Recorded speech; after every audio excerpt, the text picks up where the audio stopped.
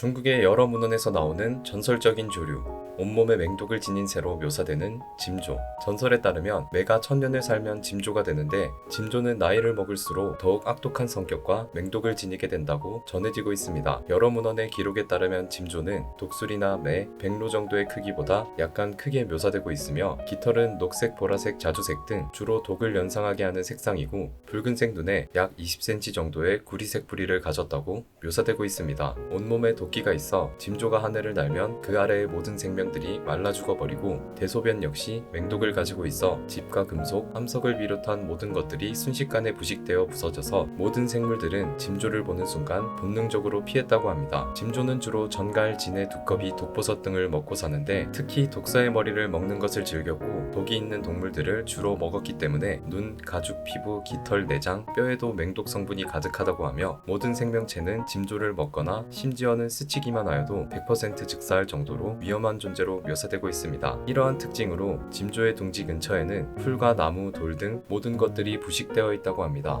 그리고 암수가 같이 잠자고 날면서 새끼들을 돌보는 특징이 있는데, 그 모습이 마치 한 쌍의 암살자 같다고 묘사되고 있습니다. 짐조의 어원은 짐새짐, 새조로 짐새 자체를 뜻하는 짐자까지 있을 정도로 상징적인 생물임을 의미하고, 선인이든 악인이든 짐조의 이름만 들어도 안색이 변할 만큼 그 명성은 잘 알려져 있습니다. 짐조의 독은 사람을 순식간에 죽일 정도로 강하기로 유명해서 짐새 짐자가 들어가는 단어에는 예외 없이 죽음을 뜻하는 단어로 사용되었습니다. 짐조는 욕의 존재 자체로서의 일화보다는 독을 이용하여 암살하였다는 내용으로 여러 문헌에 기록되어 있습니다. 짐조의 깃털을 물이나 술에 담그는 것만으로도 독을 만들 수 있었고, 짐조의 독은 입에 닿으면 입이 파래지고, 피부에 닿으면 두드러기가 생기고, 눈에 닿으면 즉시 실명할 정도의 수준으로 강했으며, 향도 맛도 색도 없어 암살용으로는 더할 나위 없는 최강의 독으로 잘 알려졌습니다. 중국 송나라 때의 기록에 의하면 짐조가 발견됐다는 보고가 올라오자 장군, 병사, 궁녀들까지 총동원하여 불을 질러 짐조가 있을지 모르는 곳을 흔적도 없이 불태워 없애버릴 정도로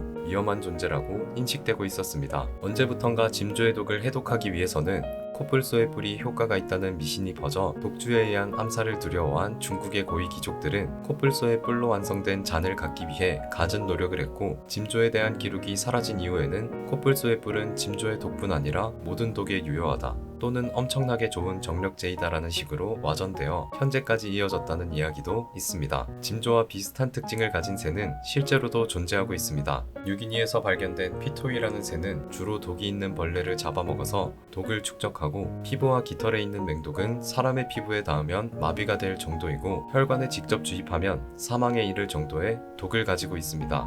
짐조에 대한 일관적인 묘사와 비슷한 특징을 가진 새의 등장으로 고대 중국 지역에서 실존했지만 멸종한 동물이지 않을까 하는 의견을 많이 볼 수 있습니다. 짐조 역시 만화나 게임 속에서 매력적인 캐릭터로 묘사되고 있는데, 애니 누라리온의 손자에서 나오는 제니라는 캐릭터도 짐조를 모티브로 만들어졌고, 아름다운 날개와 맹독을 지닌 깃털, 독과 약물에 대한 지식을 가지고 있지만 독을 품은 몸이라서 병약하며 일족대대로 수명이 짧은 매력적인 캐릭터로 묘사되고 있고, 웹툰 호랑이 형님에서는 짐조를 모티브로 만들어진 초아라는 캐릭터는 차크람을 무기로 사용하고 동족애가 강하며 어린 시절 다른 종족에 의해 팔려서 독을 추출당한 과거를 가진 캐릭터로 등장하며, 암살자로 묘사되는 캐릭터와 몸에 맹독을 지닌 반면 피는 모든 독을 해독한다는 설정 등 다양한 설정으로 수많은 매력적인 캐릭터를 만들어내고 있습니다. 여러분이 상상하는 짐조의 모습은 어떤가요?